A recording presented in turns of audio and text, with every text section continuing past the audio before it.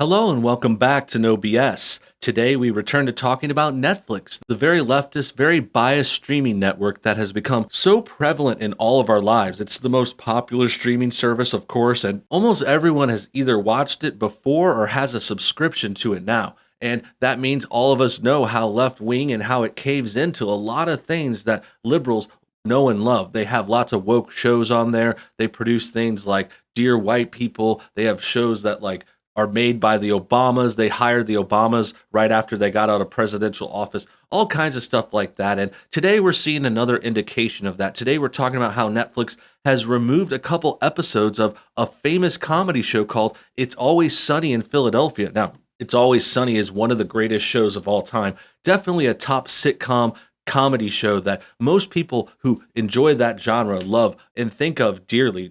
It's Always Sunny has always been one of my favorites. I always can watch it. They're really good. They're really edgy. They make jokes about everything. They're not super biased. They're not scared to, call out people on either side. They'll make the jokes that kind of push things across the line. And that's what's gotten them in trouble today. Recently, Netflix had to pull a couple of their episodes because they feature what I call transracial makeup. You probably know what I'm talking about. We're basically talking about whenever white people put on too dark of makeup, that's called racist nowadays. Now, I can understand there are some racial implications, and it was certainly done for racist reasons in the far past. But today we're just talking about a comedy show who did it to kind of make fun of racism. They were not trying to be offensive. They were not trying to attack any race. In fact, if anything, Sunny is like the opposite of racism. They are accepting and they make fun of everyone. That's the key, is they go after whichever. And in this case, they were making fun of white people who use this transracial makeup. And regardless of that fact, regardless of the context, it's a time of the year and a time of our lives where things are really, really getting picked up in the PC front.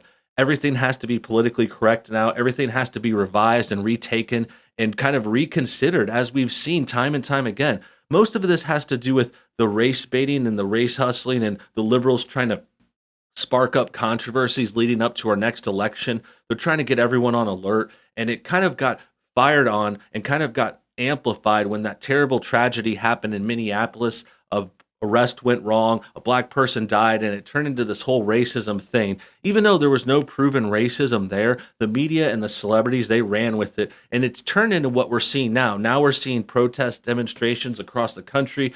We're also seeing people attack corporations, go after names, go after pancake syrups, go after football coaches who wear the wrong shirt. And today, Netflix is going after one of our favorite comedy shows. Let's go ahead and get some more details. This article from Digital Spy has more information. It says, Netflix removes It's Always Sunny episode over transracial makeup scenes. D. Reynolds Shaping America's Youth is no longer available. That's the name of the episode, and there's some clips of it right here. But basically, we already know what's going to happen. Let's get the details, though, first, and we'll talk about it more. Netflix has removed an episode of It's Always Sunny in Philadelphia over scenes featuring blackface. The 9th episode of the 6th season, titled D. Reynolds Shaping America's Youth, is no longer available on the streaming service. The episode, which sees characters Mac and Dee both wear transracial makeup, was taken down on Thursday, June 11th. The rest of the sitcom is still viewable, however. Digital Spy has reached out to Netflix for comment. So, right out the gate, the episode was taken down. No announcement or notice was kind of given. That's kind of the weaker move.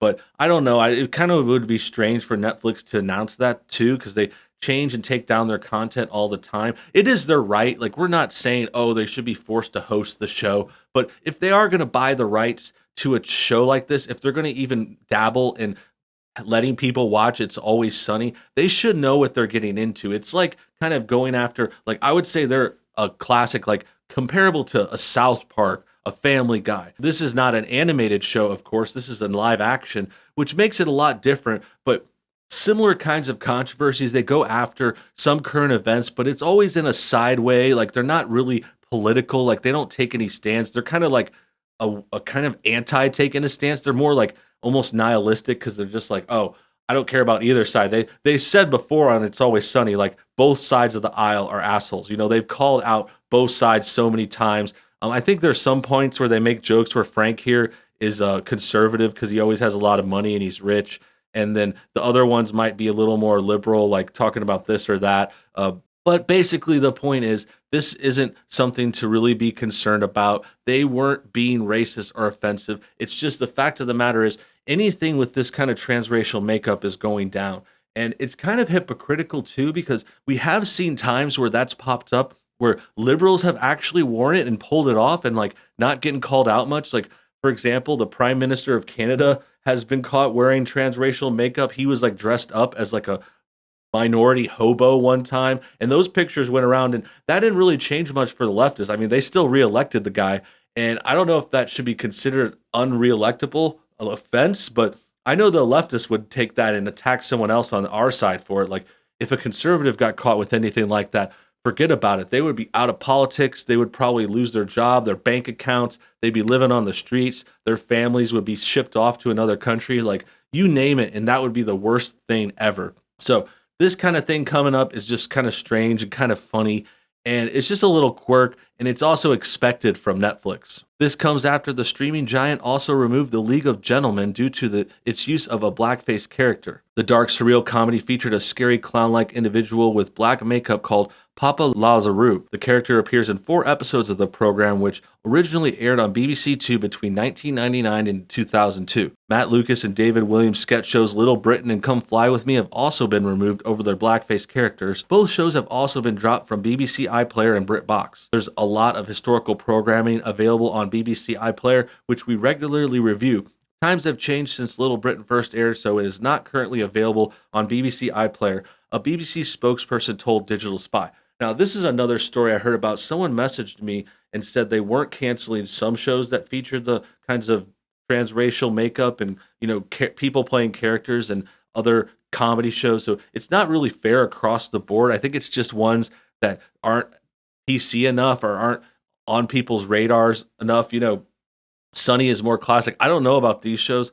I don't know when we got off the topic of Sunny. I think we're just talking about other stuff that's Netflix and BBC have canceled. And I think to me, this raises the next question. And it's just, man, it's so sad to see the state of comedy these days. Like, I cannot imagine trying to make a comedy show or working on Saturday Night Live or doing something like that in the current year. I mean, this is the kind of stuff that used to just be joked about all the time. And I'm not saying it because, I want a lot of transracial makeup in my comedy skits. Like, I'm not saying, we need that. But in my head, I'm thinking of all these episodes and times it's come up where it was funny. It can be worked out into a new show. And imagine just like all the other stuff too that can't be joked about anymore. It's like you're walking on eggshells. You're in a minefield out there, especially with comedy, because comedy has this kind of expectation. You need to kind of push towards the edge to be a little bit more controversial. Like, surprise is a big element of humor,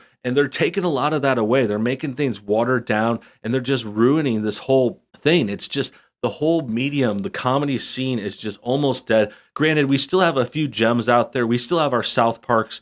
Family Guy does some stuff that's pretty good once in a while, but it's few and far between. I mean, even South Park might be out the door one day. God forbid. I hope it goes on and on forever. That's still my favorite show. But, they're just the one left that can still be offensive. The only other thing I could think of is, there's a few other jokes and comedies. Like, some people talk about that Paradise PD show, which ironically is also on Netflix, but they are like shocking and strange in a different way. Like, things have to change. So that show has a lot of really gross out humor and a lot of offensive things, but they really can't mess with race. Like, race is the thing that's just taboo right now. And if you go anywhere near it, it's like you have to be against white people these days. It has to be negative against us. And like, black people are just like a protected class. And it's kind of messed up because they act like they want this equal treatment and equality, but really they want to be treated different and better than everyone else. And it's going to just cause a more resentment. I mean, when you see someone like that, like if you're in school or at the job place and you see someone getting treated better because of their skin color, you're just going to naturally kind of be like, man, that's getting annoying. Like, they're kind of sowing these seeds of resentment against them. And I'm not saying, we should be racist or offensive. I'm just saying it as a warning. Like, if you do this kind of thing, that's what's going to happen. And in addition, there's more here about Netflix that I want to get to too. Elsewhere, Netflix also removed the Chris Lilly shows Angry Boys, Summer Heights, We Can Be Heroes, and Jonah from Tonga for the same reason. I think that's the show I was thinking about earlier, the Joy from Tonga. I remember that one. This clampdown on racially insensitive material comes in the wake of the Black Lives Matter protests currently taking place across the world. In response to the movement, Netflix recently launched a Black Lives Matter collection to highlight stories about the Black experience. Now, this is a thing I wanted to mention. Since we're talking about Netflix, I noticed that too, that they have a new splash screen, and as soon as you open it, they try to point you towards this Black Lives Matters collection. And honestly, like, it's really cringe. I'm sure there is some good material out there, but the stuff they're suggesting here is just all really, really biased. Like this pro-black stuff that's just kind of cringy. Like I said, they have this Dear White People show, which is just directly pointed at like bashing white people. And then some of this other stuff, it's like a lot of stuff about the Civil War era, you know, like slavery. They're trying to like harp back on that over and over again. Barry is about Barack Obama. You know, it's not really a good look for them. I think Fruitville Station might be something good. I know that that actor's pretty good, but Black AF is another show that's really cringe. And what I find funny about it is it's like these lead shows, they're all like not really dark-skinned black people. Like they're all half black. Like this Dear White People chick has green eyes. Barack Obama was raised by his white mother. Black as F has Rashida Jones, who's like this half black, half Jewish chick. And it just goes to show like they're not really about what they say. They're really just about this race hustle, race baiting, and just kind of pushing this kind of insensitive stuff and trying to take over and, you know, ruin media, ruin comedy. It's a really bad look and it's a bad take, and I hope it stops sometime soon. That about wraps things up. I hope you guys enjoyed today's video. Make sure you comment your thoughts on everything below. Also hit that like button to get our things shared, and until next time, you have a great day.